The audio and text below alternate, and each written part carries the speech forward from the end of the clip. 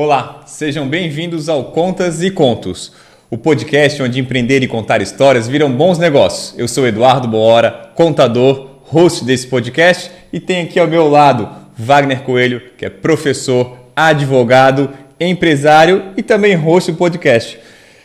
Antes de anunciar a nossa grande estrela da noite, vamos agradecer a Icavi Contabilidade, que é a parceira oficial do podcast.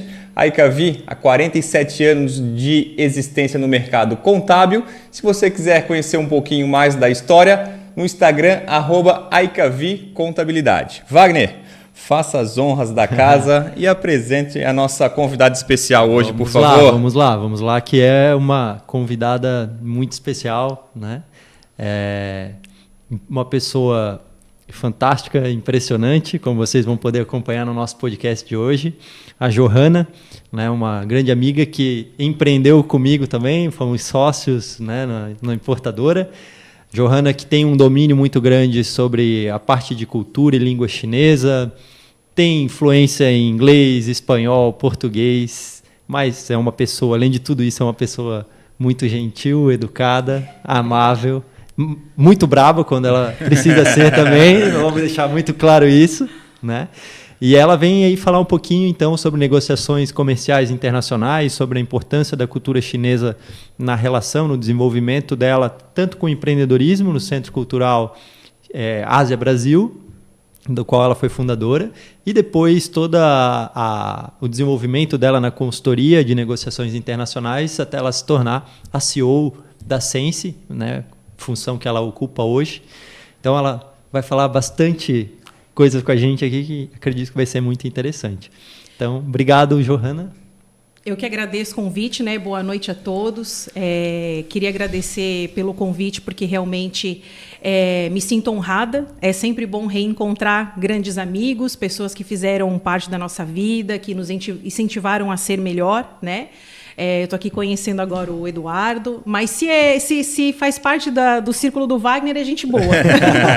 E muito honrada mesmo pelo convite. Espero poder contribuir e também aprender com vocês. Obrigado. Então, Johanna, só para a gente quebrar um pouco o gelo, falar de uma história interessante que aconteceu conosco, né? A gente já conversou antes e relembrava um pouco disso. Uma das operações que nós desenvolvemos, a Johanna desenvolveu toda a prospecção de fornecedores na China e todo um acompanhamento, né, para os clientes quando eles estavam na China. Então, gostaria que tu falasse um pouquinho dessas situações até um pouco inusitadas que aconteceram, né, com relação à ida deles a alguns fornecedores que eles foram visitar. Se puder falar um pouquinho para a gente. Vamos lá. Uma das coisas que é muito comum é porque as culturas, né, Brasil e China, são bem divergentes, são bem diferentes, né? É muito comum a gente ver chineses estudando, fazendo faculdade nos Estados Unidos, no Brasil, em outros países do mundo, mas não é nada comum a gente ver brasileiros, por exemplo, fazendo universidades na China, né? Exato. Então, é muito mais fácil para o chinês entender a cultura ocidental no todo do que o contrário, né? Então, quando os empresários brasileiros me procuram, eles vêm com aquele medo, né? Ah, meu Deus, mas lá tem McDonald's, mas eu vou sobreviver, eu vou comer gafanhoto, como é que eu vou me virar, né? E uma das coisas que eu percebo, assim, que eu acredito que é muito pessoal meu, né, da minha empatia, do meu entendimento, justamente por entender muito profundamente a cultura brasileira e chinesa, é acalmar o empresário no sentido de que a gente consegue fornecer essa tranquilidade de, além de montar toda a agenda, né, as visitas nos fornecedores, dizer para eles, olha, se der qualquer problema, você me liga, não importa o horário, né, porque lembrando que a China está em fuso, eles estão 11 horas na frente, né, que eu dou um jeito de resolver. Né? Você só me liga, me bota o chinês no telefone, que eu dou as instruções para ele e eu te tiro do apuro. E foi isso que aconteceu. Isso em 2008, isso em 2008, 2008, né? Foi em 2008. Que não tinha WhatsApp. Não tinha WhatsApp. Comunicação, né? ainda... Comunicação não era avançada como é hoje, não era gratuito, a ligação era cara. E eu me recordo que eles tinham que pegar um trem e eu tinha dito para eles, prestem atenção de qual estação de trem o trem sai, porque, por exemplo, Xangai é uma cidade muito grande, né? Muito maior que São Paulo, então tem a estação do sul, do norte, do leste, e se você não se atentar de qual estação o seu trem sai, você corre o risco de ir para uma estação e o teu trem está saindo na outra. E basicamente foi quase o que aconteceu, né? Então eles me ligaram e disseram, Johanna, o taxista está aqui falando, a gente não está entendendo nada, ele está gesticulando, eu falei, me passa com ele. E aí eu falei, para onde você está levando eles? Estou levando para o norte. Não, tem que levar eles para o sul, senão nós vamos perder o trem. A sorte que eles saíram com antecedência e deu tempo deles pegarem o trem. Mas são coisas que a gente fica à disposição e que também dá uma tranquilidade a mais para o empresário, né? Sim, isso é importante. Então, falando sobre essa questão ali que tu comentou, né, da cultura chinesa, se puder falar um pouquinho da tua carreira, da tua trajetória, como é que começou e como veio a ideia de fundar o Centro Cultural Ásia Brasil, né? Lá em 2005, acredito? Foi em 2004, um pouquinho antes, isso. Bom, eu sou formada em comércio exterior, né? Eu queria ser médica, mas acabei desistindo. Então, eu acabei indo para o lado do comércio exterior em função das línguas, né? Eu sempre gostei de estudar muito línguas desde pequena. Eu falo 4 línguas com fluência. Quais são aí? Já conta pra gente. Bom, o português, né? O espanhol, o inglês e o mandarim. Legal. Né? Estudei um pouco de francês também, mas acabei não levando adiante, mais por gosto, né? E em função dos idiomas, meus pais sempre me incentivaram a, poxa, então, em vez de medicina, tenta focar na área de negócios internacionais, porque isso vai te ampliar um leque, um repertório até de vocabulário, né? Eu falei, bom, vamos focar nisso. Então, eu tenho formação em comércio exterior, tenho uma especialização, um MBA em Direito Aduaneiro e Comércio Exterior. Tenho também uma especialização em cultura e língua chinesa, da China mesmo, né, pela Zhejiang University. E depois disso eu fiz mais alguns cursos bem voltados para a área de gestão empresarial, né? Então, basicamente, minha formação é essa. E a questão de eu sempre trabalhei no ramo de comércio exterior, né? Já trabalhei em despachante aduaneiro, já trabalhei em multinacionais, né? Já trabalhei no porto. E aí, à medida que foi avançando, em 2008, não sei se vocês se recordam, mas foi Beijing, né? O Pequim, que é a capital da China, sediou as Olimpíadas. Sim. E aí vem um boom, né, todo mundo começou a falar da China, na verdade já se falava da ascensão chinesa, da economia chinesa, porém com as Olimpíadas me parece que isso veio muito à mídia, veio muito à tona, né? Daí os mascotes das Olimpíadas, daí a questão eu lembro que era 8 de agosto de 2008, porque o chinês é muito supersticioso com simbologia. Então, nessa época, eu me recordo que eu tranquei a faculdade, eu pedi a conta de onde eu estava trabalhando, eu trabalhava num agente de carga. E eu falei, não, eu vou estudar, vou para a China. E quando eu voltar, eu vou trazer esse conhecimento e vou fundar um centro cultural de cultura e língua chinesa, né? Porque eu não queria que fosse só um curso de idiomas, eu queria realmente que a pessoa saísse da minha escola com um conhecimento do idioma e da cultura. Porque eu vejo isso junto, não vejo isso de forma desconexa, né? E aí foi onde começou essa história da escola, né? E hoje a escola, ela se mantém ainda? Não, eu não mantive mais a escola, eu fiquei com ela durante muitos anos, né? Eu atendia basicamente os grandes empresários da região, né? Das grandes empresas aqui, porque acabou que todo mundo, preciso viajar para a China, quero fazer eu dava cursos rápidos, né? Com aquilo que a pessoa queria saber, quanto é que custa? Me dá um desconto? Onde é o banheiro? Aquelas coisas básicas assim, para não passar necessidade. Isso. E a gente fez vários trabalhos junto com a própria DAC, né, a associação aqui de Itajaí, legal, a Fiesc, que levava as comitivas dos empresários junto com o governador do estado de Santa Catarina para as feiras, né, a Canton Fair, que é muito famosa. Enfim, teve grupos de chineses que vieram investir aqui na própria COFCO, né? A COFCO, para quem não sabe, é uma das maiores empresas alimentícias e do agronegócio chinesa. Então, ela vem investir no Brasil legal. Na época. E aí eles queriam aprender português. Então, eu fazia as duas pontas. Na escola, eu dava aula de português para os chineses e ensinava mandarim para os brasileiros, né? E quando tu sai ali da questão de ser seletista, enfim, e tu passa a ter o teu próprio negócio, né? E aí, quais foram os desafios que tu enfrentou, que tu lembra, né, de empreender, de ter o teu negócio? Agora, não tenho mais que prestar contas para ninguém, mas eu tenho que prestar conta para mim mesmo, para o governo. Né? Não é muito diferente, né? O Brasil, todo mundo que empreende sabe a dificuldade que é, né? A gente tem uma carga tributária complicada, mesmo para quem é um pequeno empresário, né?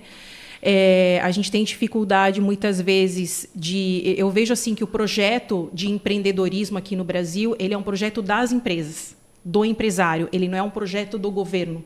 Né? Diferente de quando a gente olha a China, para a China o empreendedorismo é um projeto político estratégico. Eles querem fomentar isso, eles apoiam, eles subsidiam, diferente daqui. Né? É um apoio diferente, né? É um apoio diferente, eles estimulam os estudos, a gente vê que tudo tem um cunho muito antes das dificuldades empresariais. A gente já tem uma dificuldade anterior, que é uma dificuldade da própria educação. Né?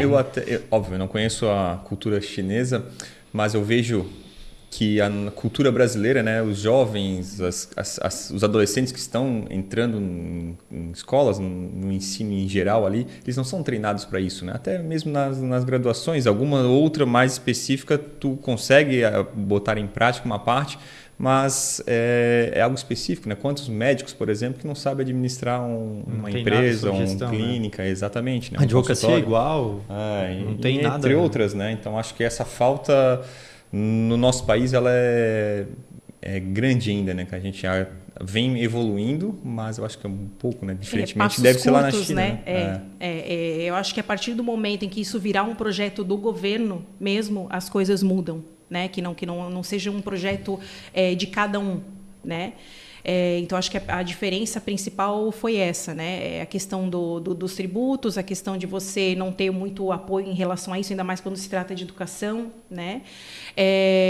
E também o principal, que era convencer o público brasileiro do porquê estudar mandarim, né? Do porquê conhecer a cultura. Eu tive a grande...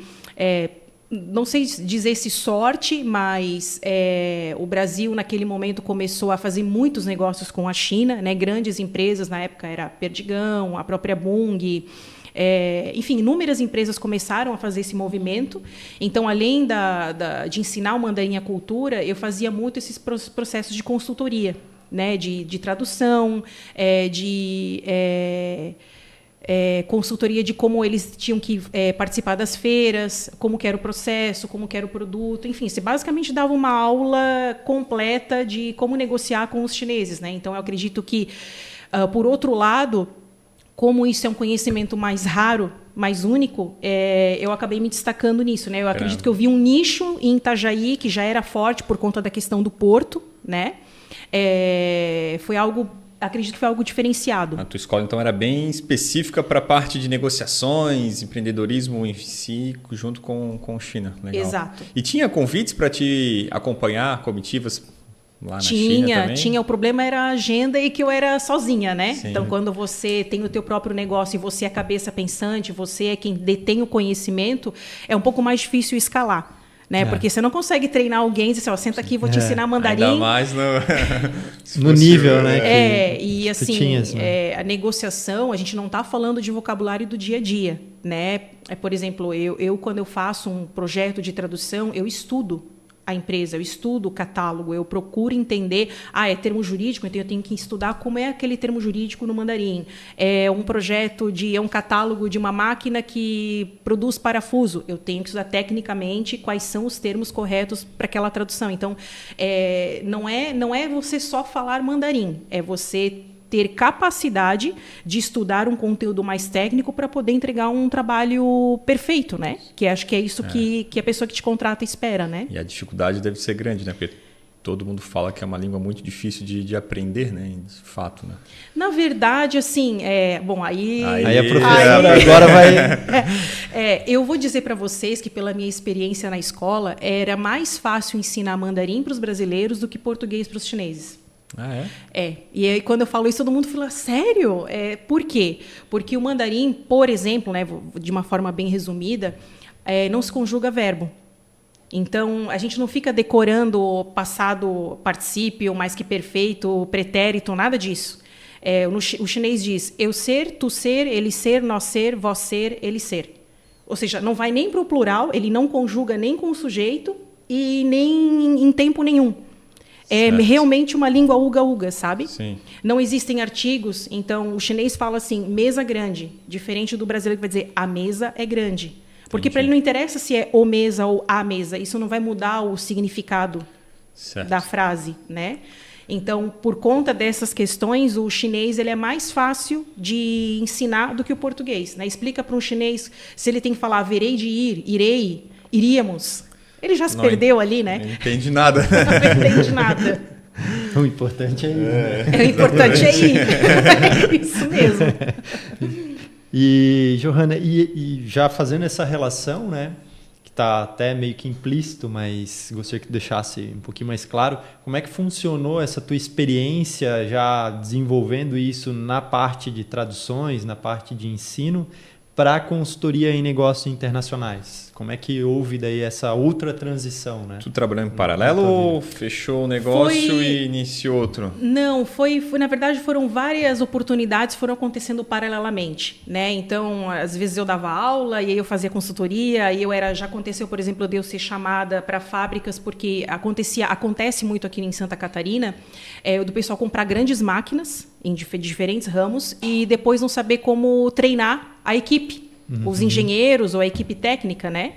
O operador de máquina. Aí, pessoal, Johanna, semana que vem tá vindo o engenheiro da China, preciso que você acompanhe 15 dias. Aí eu me virava, né? Estudava o catálogo, fazia isso, acompanhava. Então, tudo isso foi acontecendo ao mesmo tempo, né? Eu tinha a escola, eu dava aula e fazia todo esse tipo de coisa. E era sócia da importadora ainda, junto. E era sócia da importadora junto.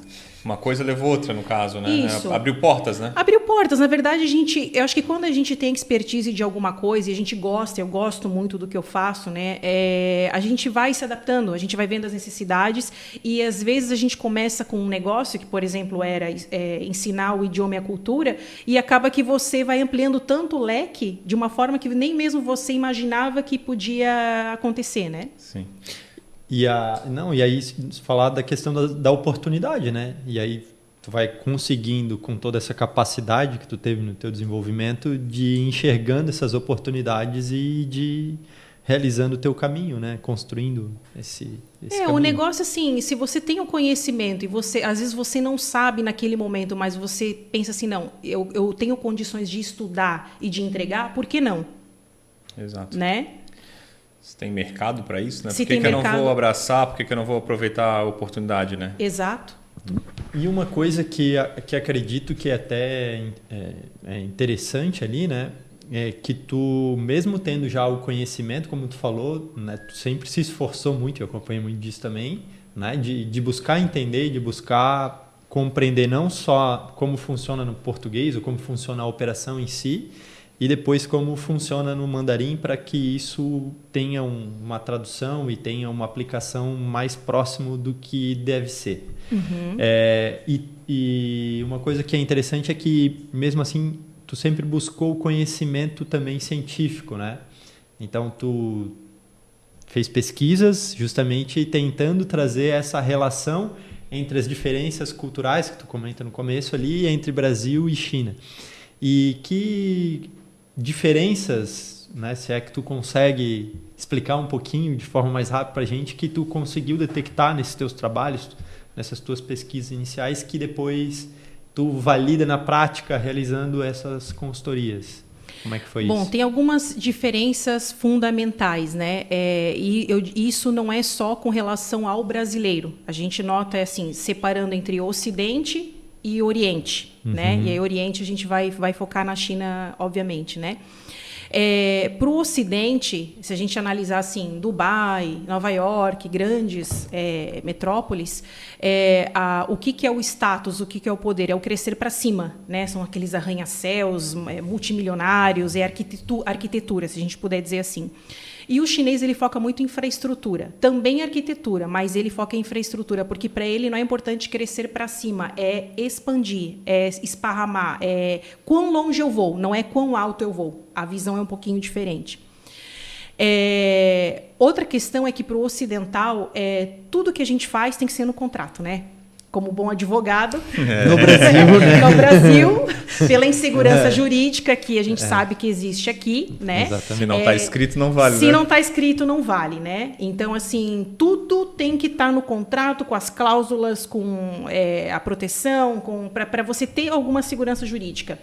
E isso é uma das coisas que eu vejo que dá meio que uma decepção quando o brasileiro começa a negociar com o chinês. Porque ele fala, pô, mas contrato? Não, mas o chinês, não, mas não precisa de contrato, porque o chinês ele é muito baseado na confiança. E o chinês até faz contrato, mas o contrato é um resumo daquilo que a gente conversou e ele está aberto a mudanças. Então, amanhã você quer mudar um produto, quer mudar uma quantidade, quer mudar uma marca, quer mudar alguma estruturação no produto, é passível de mudança. E o Ocidente ele já olha isso mais como algo imutável. Não, assinei, é isso ali, está valendo, se precisar, ou tu vai aditivar, ou tu vai fazer um contrato novo. Aquilo ali, então, ponto. Isso dá um choque cultural que muitas vezes o pessoal não compreende, né? O chinês... Ele Mas é um choque, então, para os dois lados. Para os dois lados, Sim. né? O chinês entende um pouco mais, mas o brasileiro eu vejo que tem um pouco mais de dificuldade de entender. Não, mas como assim? Não vai assinar o contrato? Não, mas como assim? Então, a compreensão ela é um pouco diferente, né? O chinês ele está muito preocupado em negociar calmamente o processo, os meios, as condições. A gente é muito ansioso para ir para o final, para o resultado. Não, preciso daquele resultado, preciso disso aqui, pronto. Isso é outro choque cultural, né? O chinês, ele, por exemplo, ele, diferente do brasileiro, o brasileiro ele divide um pouco os temas, né? Agora vamos contar piada. Agora vamos falar da família, como é que tá tua mulher, os teus filhos. Agora vamos falar de negócios. O chinês não tem isso. O chinês ele tá a todo momento coletando dados, é forma de dizer, né? Sim. Então daqui a pouco ele tá falando com você, daí ele pergunta como é que tá tua esposa, como é que estão os teus pais, como é que tá tua saúde. Daqui a pouco ele volta para o negócio. É uma forma dele de ir tornando aquilo um pouco mais leve porque ele entende que quem você é no pessoal também demonstra muito de quem você é como um empresário, reflete, como um executivo, né? Diz muito, tanto que tem um provérbio na China que diz que antes de você ser um bom executivo, um bom empresário, você primeiro tem que ser um bom ser humano. Olha que legal. E uma coisa está bem ligada à outra, né? Legal. Tem algumas outras coisas, como por exemplo, eles chamam de Chiku Nailao. Chiku Nailao é você saber engolir sofrimento, é você saber aceitar passar por dificuldades, né? Isso para eles é muito forte, é algo cultural. A gente não pode esquecer que o chinês ele é descendente de Confúcio, ele é descendente de Sun Tzu, da arte da guerra. Então é um povo milenar que tem aí mais de 5.000 anos de cultura. E eles carregam isso muito, muito forte, né? Então às vezes essa ansiedade que o brasileiro tem, não, já vou chegar, já vou negociar, já vou fazer isso aqui, não é bem não assim. é bem assim, né? Eles precisam de um tempo para analisar, para coletar dados, como eu falei, vocês vão ver que, por exemplo, numa mesa de negociações na China, geralmente tem mais de 2, 3 pessoas. E tem algumas pessoas que não falam nada. Eles estão ali só para ver o comportamento. Exato. Será que o que você está falando está de acordo com as suas atitudes? Será que você teve alguma reação inesperada? Como que você reagiu a alguma condição? Então eles são muito bons observadores, porque muito daquilo que eles observam eles já mais ou menos entendem para onde caminha a negociação, né? E depois, com as tuas negociações, nas negociações que participou, tu conseguiu validar isso. Realmente, na prática... É isso que acontece mesmo. E isso fez muita diferença no que tu desenvolve, né? No desenvolvimento da tua consultoria. E mais, eu digo, né, pelo que tu estava falando ali, por exemplo, no comércio exterior, né? A gente estava conversando sobre classificar uma mercadoria. Então, imagina o quão difícil né, principalmente numa indústria, equipamentos, máquinas, tu conseguir ter a identificação, a descrição correta daquele produto, né, e encaixar ainda nas regras de classificação fiscal, né, para que tu consiga realizar de acordo com a aduana brasileira, da interpretação que ela vai dar, que a gente sabe que a interpretação ela tá lá nas regras gerais do SH, né, mas que infelizmente muitas vezes acaba se tornando subjetivo na visão de cada auditor. Sim, com certeza. Mas isso é ainda mais importante. Como é que é isso no teu dia a dia da consultoria ali? Tu enfrentava muito esse problema? Enfrentou? Não? Na parte técnica, assim, não tanto, né? Mas eu sempre tive uma preocupação, né, nessa época toda que eu dava consultoria, em ser o mais precisa possível, o mais perfeita possível, o mais acurada possível. Por quê? Porque, e isso é uma coisa assim que até eu dou de dica, né? Porque o pessoal é muito ansioso, vai com muita sede ao pote, vai contratando qualquer tradutor, qualquer pessoa. E eu já vi muita gente se dando muito mal mesmo, sabe? Perdendo muito dinheiro. Porque, veja bem, quando você abre a tua empresa, você está fazendo um estudo de importação, envolve a parte contábil, envolve a parte jurídica também, você está abrindo dados sigilosos e sensíveis, né? Exato. E eu já vi, por exemplo, pessoas intermediando, tradutores, que o olho cresce, já cobra uma comissão por fora, já consigo aqui, se você não me pagar tal coisa, eu vou migrar a negociação. Então, assim, procurar sempre trabalhar com pessoas idôneas, com pessoas honestas, procura sempre conhecer muito bem o currículo e a reputação daquela pessoa que está te prestando essa consultoria ou essa tradução, esse serviço de intérprete, né? E isso é uma coisa que, por exemplo, muitos dos fornecedores com os quais eu negocio hoje me relatam isso. Olha, Johanna, é muito difícil encontrar pessoas honestas, pessoas idôneas, pessoas leais, porque a gente está falando uma coisa aqui, ou a pessoa já está cantando a bola para o outro, ou vende para mim, eu já consegui um negócio aqui, já começa a oferecer a mesma coisa para 2, 3, do mesmo fornecedor, sim, com marca diferente. Então, é uma coisa assim que tem que tomar bastante cuidado, sabe? Ser um pouquinho chinês, né? Observar bem a pessoa para que possa fazer a contratação correta para depois não ser prejudicado, de fato, né? Isso... Ou até mesmo roubar o negócio, né? Eu já vi casos de intérpretes ou de pessoas intermediárias que a pessoa, obviamente, teve que abrir para ele poder falar e acabou se apropriando do negócio, roubando a ideia mesmo, sim, literalmente, sabe? Situação, então, é uma situação bem complicada, né? Mas vendo por outro lado, né, eu sempre penso isso, né, a pessoa que age corretamente, que age com integridade ali, ela vai construindo, ela vai semeando e depois ela vai colhendo coisas boas também, né? Então, a confiança que tu adquiriu para te se tornar uma CEO de uma grande indústria, né? Então, isso vem justamente da tua relação, do quanto tu entregou coisas boas e passou essa mensagem, né, de integridade, honestidade, tu construiu isso.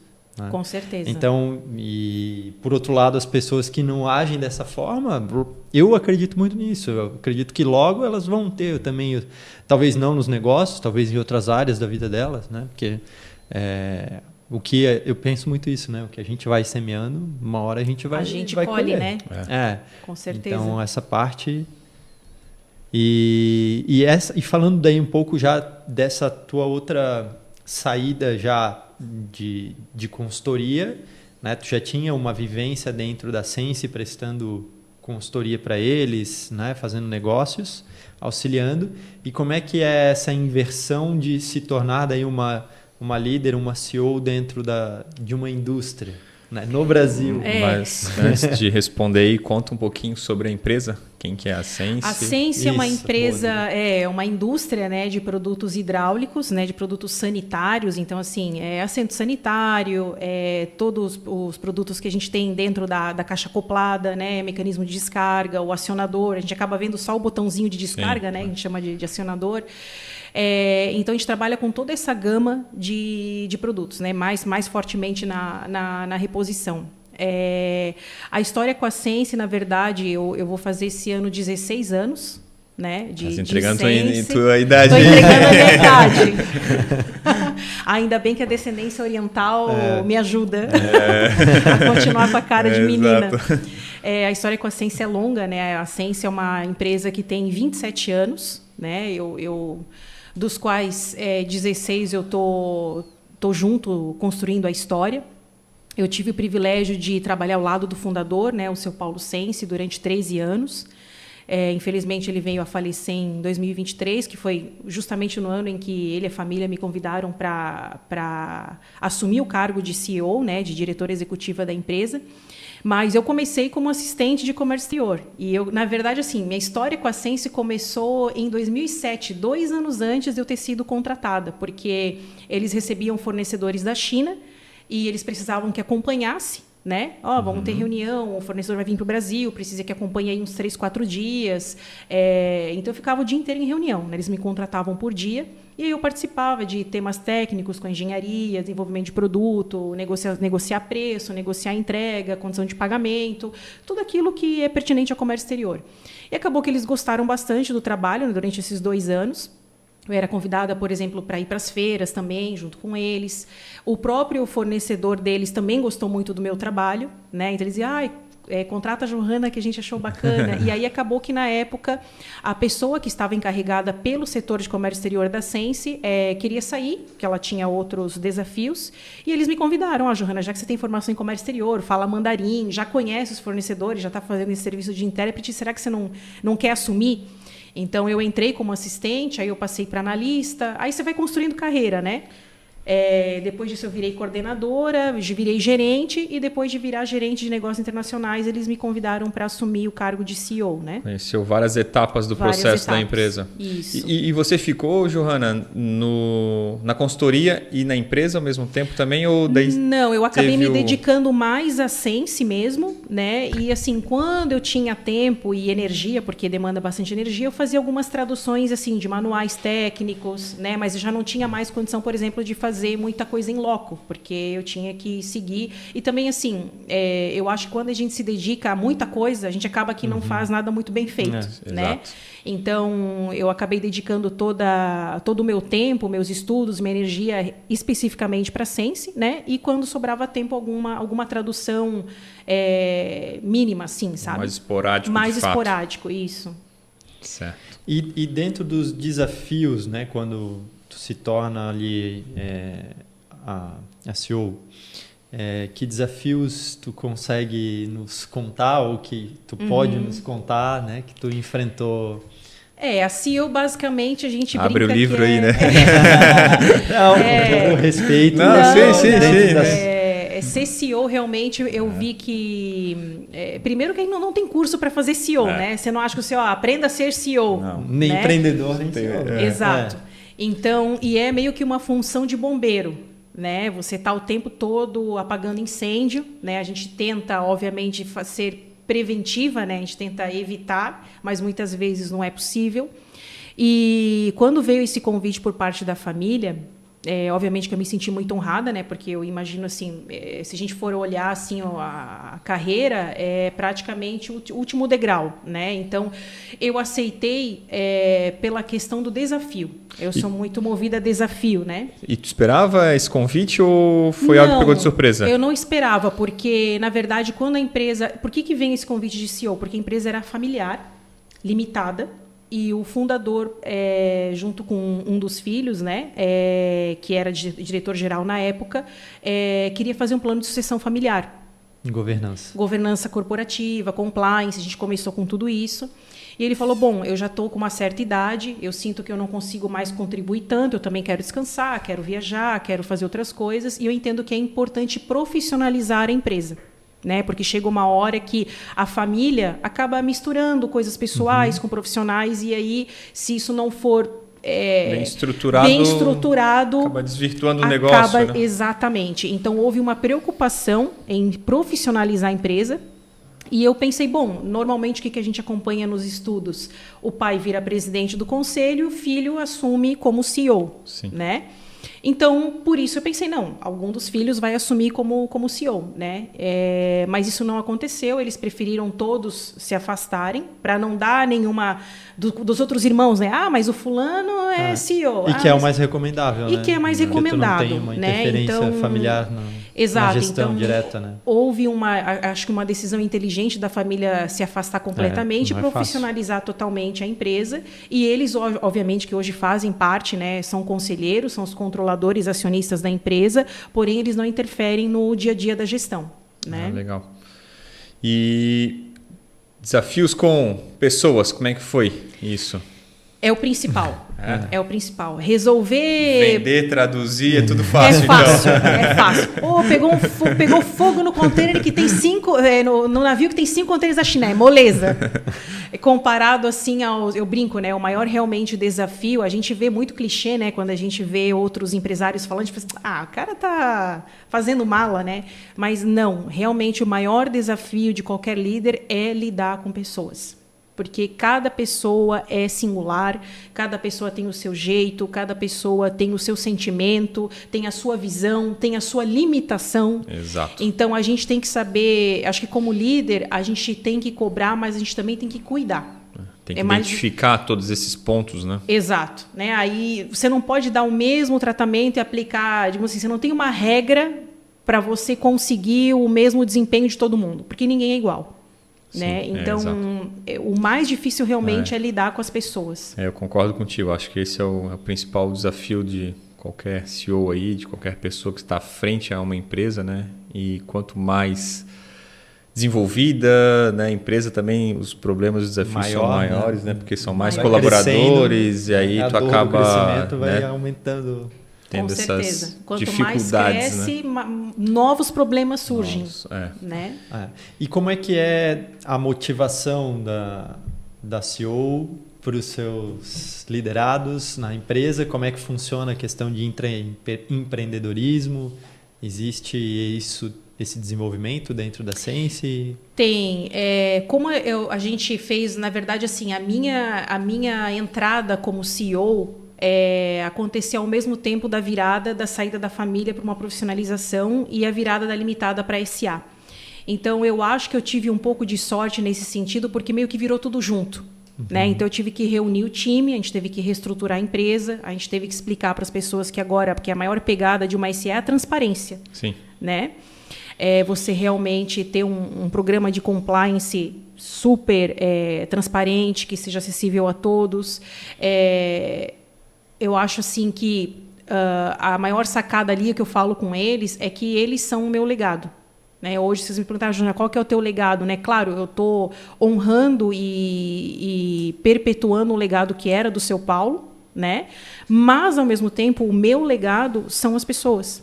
Né? É o desenvolvimento da liderança, que não é fácil, porque você tem, por exemplo, o líder da parte de usinagem, um líder da parte de injeção plástica, um líder de montagem e embalagem, um líder de controladoria, e às vezes até o conhecimento não é igualitário. Você tem que subir todo mundo mais ou menos para a mesma régua, né? Para que todos possam acompanhar, por exemplo, uma reunião de eficiência de fábrica, para que possam aportar soluções. Mas eu acho que eu tenho sido muito feliz nesse sentido, porque eu sou muito honesta no compartilhar a minha visão, o que eu espero, onde eu vejo a empresa. Eu acho que não adianta você só ter a visão se você não tiver aderência. Hoje em dia é muito difícil, né? Até esses dias eu li uma denominação de liderança que eu achei fenomenal. Líder não é aquele que tem o poder ou aquele que tem autoridade. Dizer, não, olha, eu sou líder, eu mando. Líder é aquele que, mesmo que ele não fosse nomeado líder, as pessoas seguiriam aquela pessoa por admiração ou porque veem ela como líder, né? Sim, ótima reflexão, né? É uma ótima reflexão. Então, eu vejo que hoje eu tenho isso com a minha equipe. Sabe, é uma equipe grande, né? Eu tenho praticamente 20 líderes abaixo de mim. Eu não sigo muito aquele conceito, né? De no máximo 4, 5 líderes abaixo. Até eu estava estudando um pouco sobre a liderança do Jansen, que é o dono, o CEO da NVIDIA, né? E ele faz esse tipo de liderança também. Eu achei interessante. Porque a partir do momento que você vai criando muitas camadas, você vai aumentando a burocracia e você vai tendo muito, entre aspas, boi na linha. Né? As pessoas vai perdendo o controle. Vai perdendo o controle. Direto, né? Então, a gente, por exemplo, formou comitês de melhoria, comitê de desenvolvimento de projeto, coisa que não existia antes. A gente fez a contratação de departamentos que também não existiam, né? Pelo fato de ser uma empresa menor. A gente realmente está profissionalizando, né? E a gente criou até em conjunto com a Vanessa Tobias, né, que ela é nossa consultora de líder e cultura organizacional.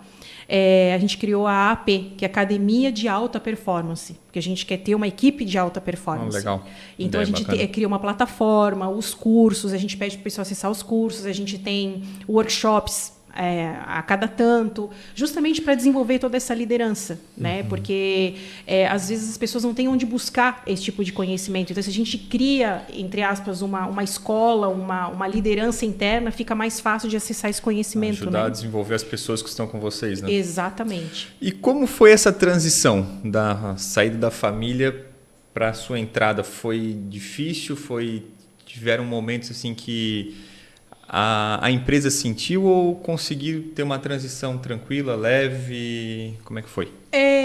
Na verdade, assim, toda transição é difícil, Sim. né? Por parte da família, porque até tem estudos sobre isso, né? Existe aquele luto empresarial, a família só fazia isso, trabalhava, daqui a pouco, meu Deus, o que eu vou fazer? Né? Então, é algo novo tanto para a família, que abre esse espaço e passa a participar do conselho, e para a equipe e para mim, que assume uma responsabilidade muito maior, digamos assim, né? Certo. E as pessoas também entenderem o que é uma SA, o porquê que houve essa sucessão, o porquê que está havendo esse programa de governança corporativa, o porquê que está havendo esse movimento. Né? Então, não é fácil esse movimento, mas eu acho que todos concordamos que é o mais correto e é o mais profissional a se fazer, se de fato a empresa quer andar a passos mais largos. Né? Tu falou um pouquinho ali da questão da implementação da cultura, né? Da cultura empresarial. Como é que funciona a partir do momento que tu assume essa cultura que já era enraizada ali pelo seu Paulo, né, que era o fundador, enfim, da empresa, e como é que é com a tua gestão, né? Tu traz muito disso, acredito, né? Mas como é que é o olhar da Johanna alinhando isso? Eu sou muito detalhista, né? Então eu tenho muitos. Eu acho que o seu Paulo me via muito, se via muito em mim e eu me via muito nele. Né? Por isso que a gente dava certo. O seu Paulo era muito detalhista, muito atento, ele queria tudo na máxima perfeição, ele queria produtos de alta qualidade, né? Ele sempre dizia, olha, eu não quero ser o maior, mas eu quero ser o melhor. Né? Então, ele não estava muito preocupado assim, em fazer o mais barato, ou não, ele queria ser o melhor. Qualidade. Exato, porque o seu Paulo, na verdade, ele era encanador, né? Ele começou como encanador. Então, para ele ter chegado a criar uma indústria para atender todo esse setor hidráulico, imagina, né? Então, ele entendia muito a dor, ele sabia o que o mercado precisava e ele tinha essa genialidade de dizer, poxa, eu como encanador tive esse problema, precisava de um produto assim, ele mesmo fazia a concepção do produto, né? Então, ele conseguia resolver, digamos assim, a dor do mercado, né? E o podcast que vocês criam vem um pouco dessa pegada, dessa origem da Sense. Exatamente.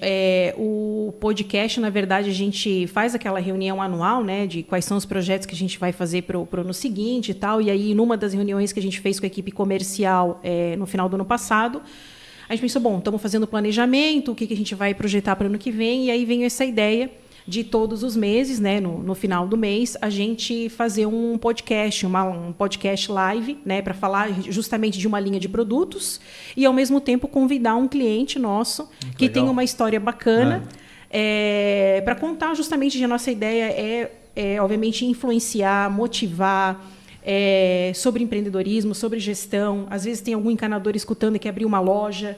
Às vezes tem uma pequena hidráulica que quer fazer um e-commerce, mas já tem outro fazendo. Então, assim, realmente servir de inspiração e de conhecimento, né? Legal. Parabéns pela iniciativa e pela ideia. Iniciativa. Obrigada. E hoje a Sense está localizada em Blumenau? Em Blumenau. E projetos futuros? Temos alguma coisa que podemos extrair de ti aí para a Sense? O que a Sense almeja aí nos próximos anos? A gente planeja continuar lançando produtos de qualidade, produtos diferentes, né? A gente procura sempre entender a dor do mercado, obviamente que a gente estuda a concorrência, como todos fazemos, mas a gente procura sempre tentar entregar um pouco mais do que a concorrência está entregando, né? Então, o que a concorrência não está fazendo que a gente poderia fazer? Para onde o nosso olhar deveria estar indo, né? Uhum. E a indústria, ela tem a parte de fabricação no Brasil? Ela fabrica partes, peças sim. aqui? A gente tem CNCs, a gente tem um setor todo de usinagem, a gente tem injetoras, onde a gente faz os produtos plásticos, né? A gente tem uma extrusora, que foi uma máquina que a gente importou da Itália, onde faz o sifão, né? Sifão de lavatório, de cozinha. Então, a gente tem, sim, uma parcela que a gente faz da fabricação nacional, né? E continua fazendo negociações com a China também? Continuamos também. Mas estão contratando consultoria ou a CEO da... Não, a CEO já é suficiente, né?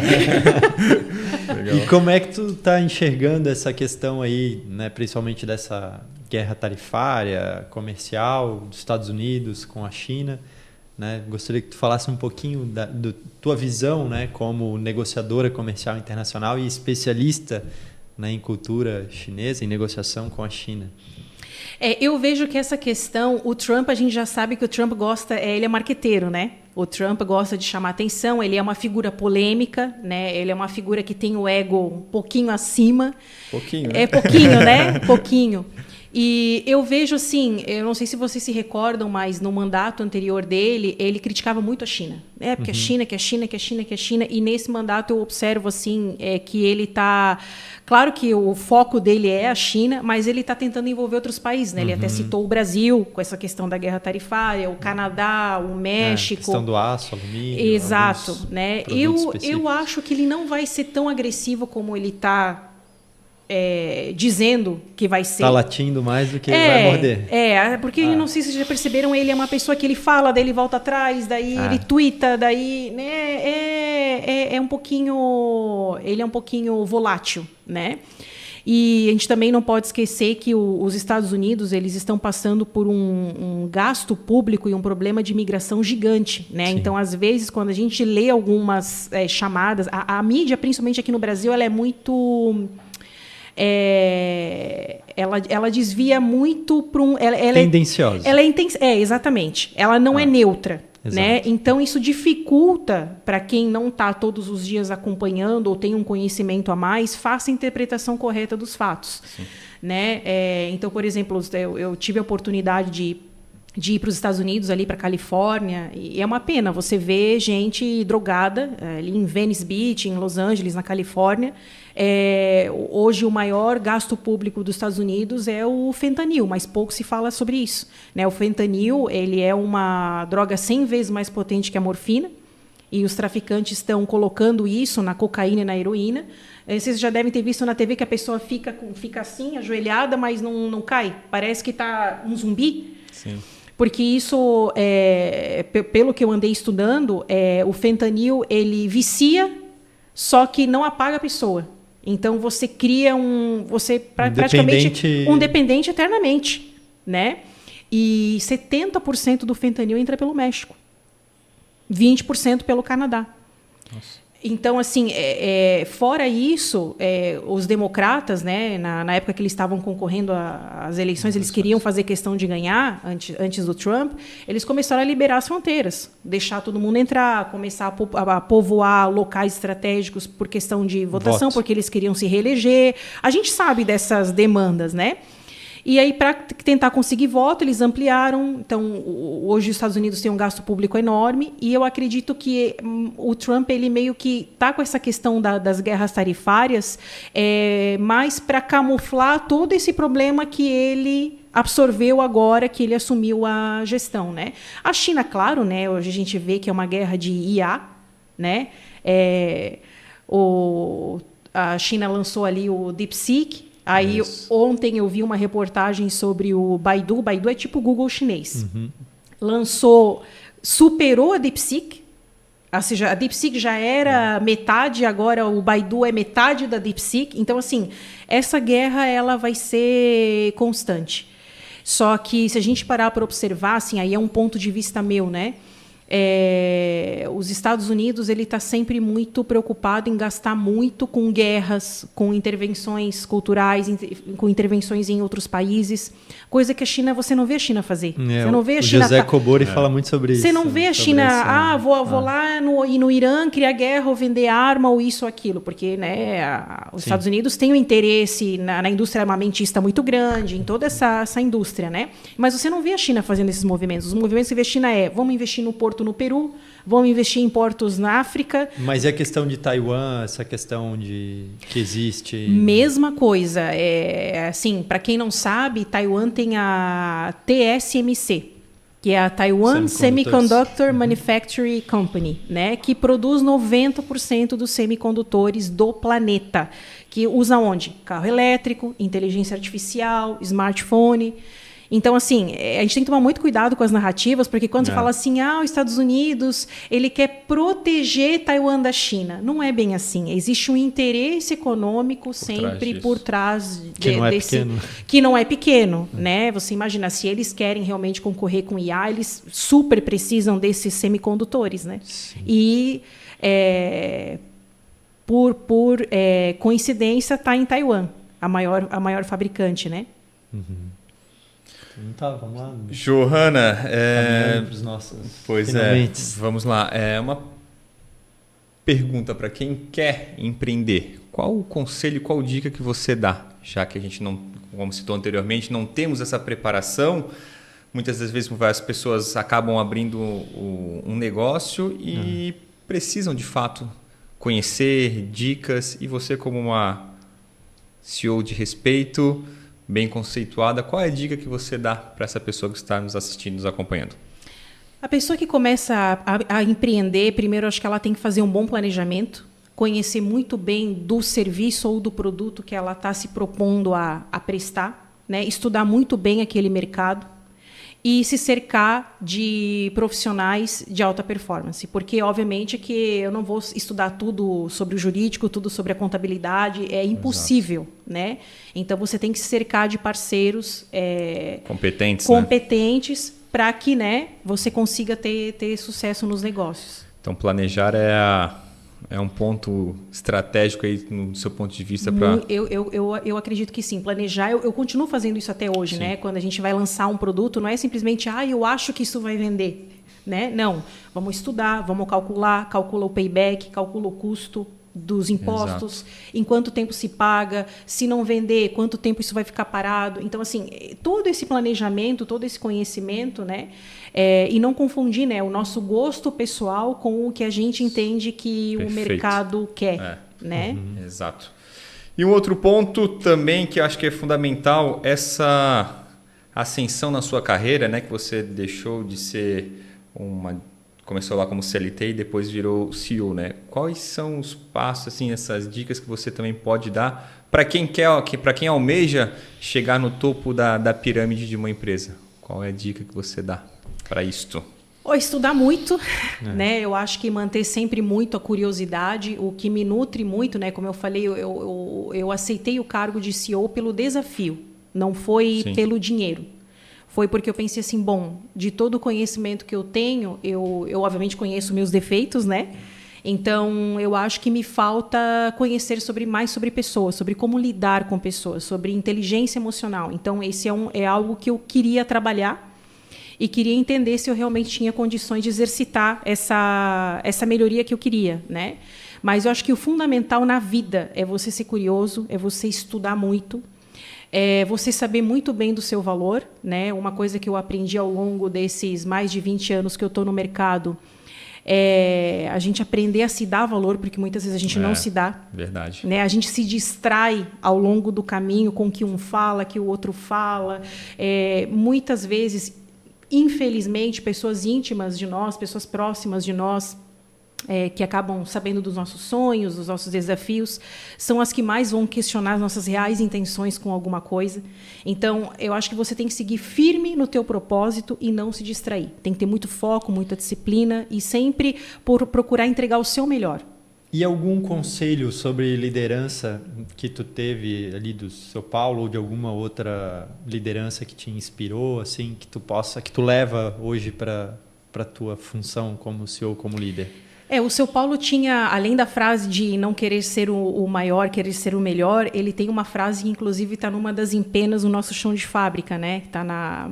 Ele falava que tudo é possível, desistir jamais. E ele dizia, ele sempre, Johanna, sabe, o que eu mais gosto de ti é que tu não aceita não. Dizer, não, seu Paulo, vamos dar um jeito, mas me dá mais um tempinho, mais uma oportunidade. Então, assim, era uma característica minha que ele valorizava muito. Realmente, eu não sou uma pessoa de desistir, eu vou atrás, porque eu acho que às vezes quando Chinesa, você né? Resiliente. Pois é. E às vezes falta tão pouco, e nesse tão pouco você acaba desistindo e você não chega lá. Né? Então, acho que essa foi uma dica que ele, por exemplo, assim como mentor, estando ao lado dele por 13 anos, foi uma dica valiosa que ele me ensinou. E uma inspiração? Uma pessoa que te inspirou? Uma inspiração? Olha, ultimamente eu tenho estudado muito o CEO da NVIDIA, tenho admirado muito o trabalho dele como gestor. E tem também o Simon Sinek, né? Ele fala muito sobre liderança, muito sobre jogar o jogo infinito, né? E sobre liderança ele fala algo muito legal, que soa melhor em inglês, mas a gente vai traduzir, né? Ele diz que ser líder não é sobre estar no comando, é sobre cuidar daqueles que estão sob o nosso comando. Então, às vezes são coisas simples, mas são muito profundas, Sim. né? Fazendo bem feito tem um resultado extraordinário, né? Com certeza. E depois que você virou CEO, me falaram que você está trabalhando menos, é verdade? Como é que faz para conciliar a vida pessoal? Olha, não é fácil, né? Ainda mais quando a gente trabalha com um mercado que tem outro fuso, né? O pessoal está indo dormir, a gente começa o segundo turno, né?